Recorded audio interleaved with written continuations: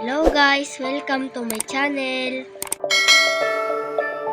Thinking Iterson TV. Para sa video na to, usapang ahas tayo. Takot ba kayo sa ahas? Kung takot kayo sa ahas guys, meron kayong tinatawag na Ophidiophobia. yes guys, you heard it right. Yan ang tawag sa taong takot na takot sa ahas. Yung tipong nakarinig lang ng salitang ahas ay nangingisay na sa takot. Katulad ng aking mama. Shout out pala sa mama ko dyan guys.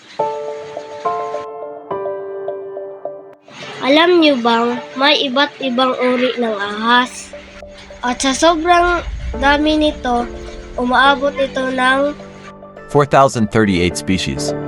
yes, tama po. Ganyan na karaming species ngayon ng ahas. Maiba tayo guys. Alam nyo ba? May mga bansang ito ang kanilang delicacy. Kasi gamot na ito sa mga sakit, sa iba't ibang karamdaman. Tulad ng sakit sa ulo, sakit sa tiyan. Sa bansang China, India, at Vietnam, ginagawa nilang iba't ibang putahe. Sa palagay nyo guys, masarap kaya ito?